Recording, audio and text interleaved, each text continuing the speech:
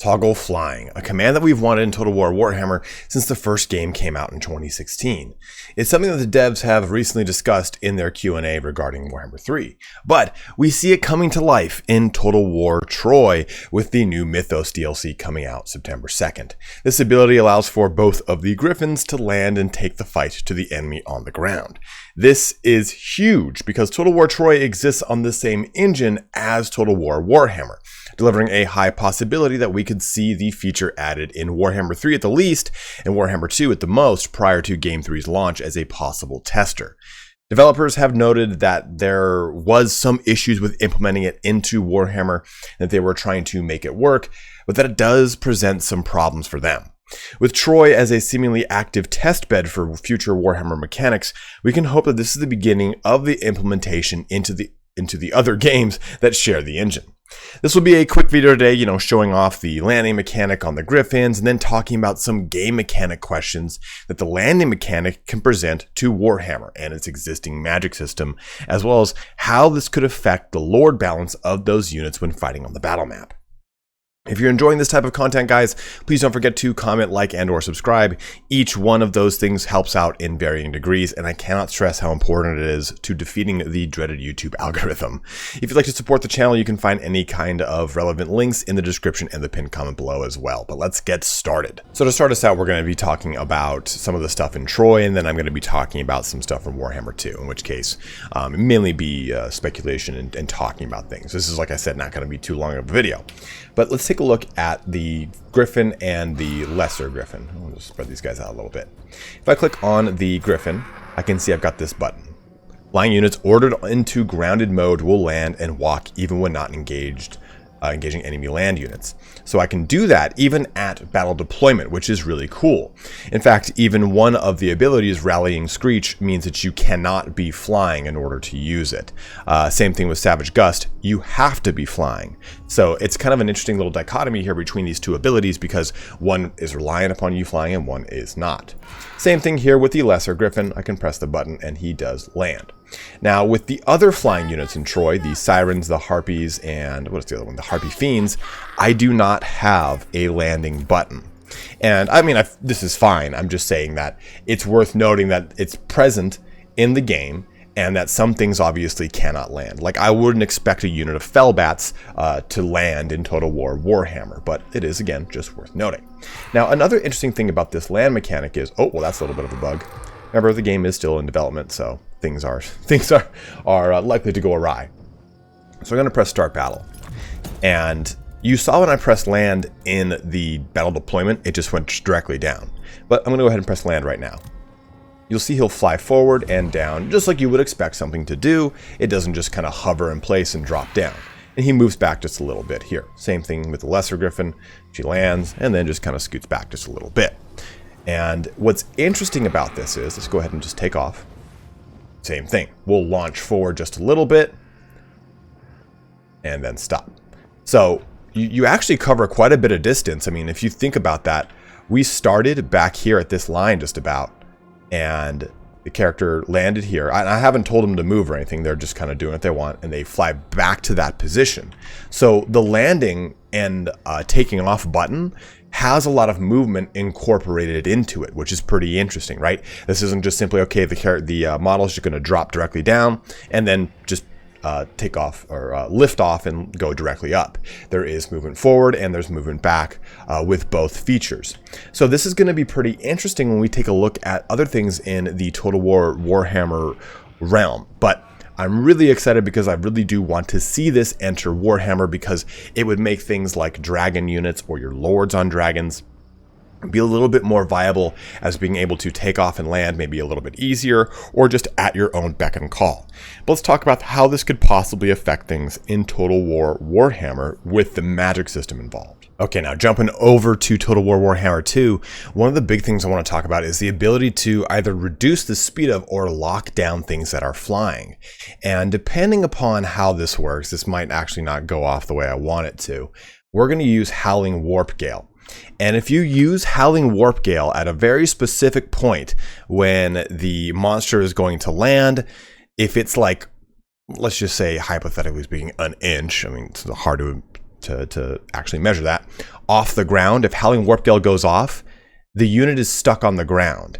If Howling Warp Gale does not go off, by the time the unit lands and attacks something on the ground, then the spell is canceled and it was considered not cast because it couldn't target something that was not flying.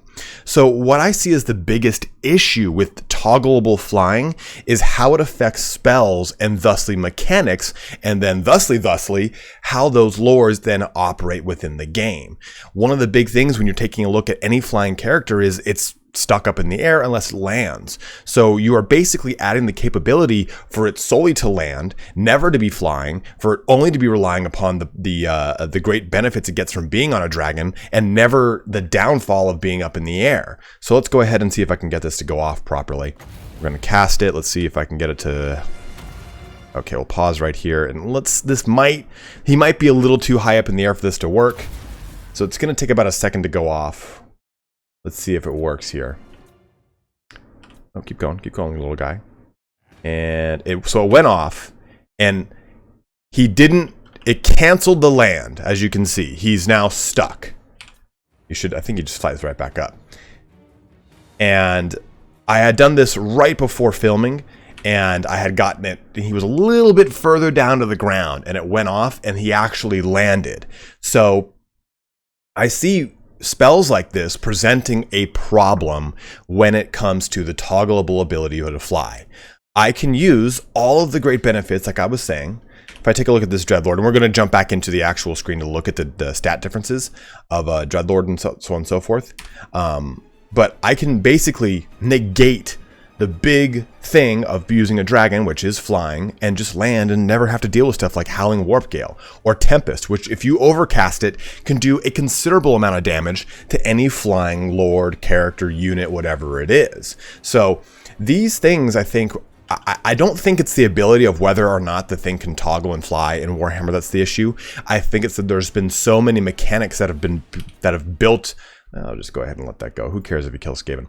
I think there's been so many mechanics that have built around whether or not a unit is flying and whether or not it can work, that I think it does present some sort of design issues with Total War Warhammer, and less of actually like a mechanical inception into the game. Like, yeah, we can press a button and it can make it do a thing, but I think that they're worried much more about how that might actually affect the game, how it might actually affect units in the game. So let's go ahead and concede defeat. Let's go back to the main menu here. So again, like I was saying, the big thing now is going to be, if I can just toggle flying, I can essentially treat this guy like a monstrous cavalry unit that is only ever on foot. So he has 90 armor, or she, the sword and shield is a she. 90 armor, 36 speed, melee attack and defense, 65, 55, strength 400, and then 4,000 health. If I slap this onto the Black Dragon, you can see all the benefits. We're going to lose some armor, but we're going to get a ton more speed. We're going to lose attack and defense. We're going to get a ton more weapon strength, charge bonus, and health.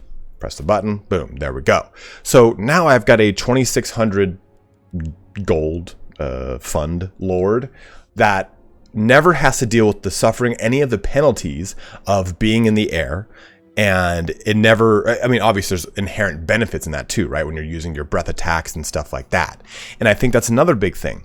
That remember when we did our test on all the breath attacks when it came to stuff like the Hydra always did a considerable amount of damage, even compared to a lot of the top tier dragons.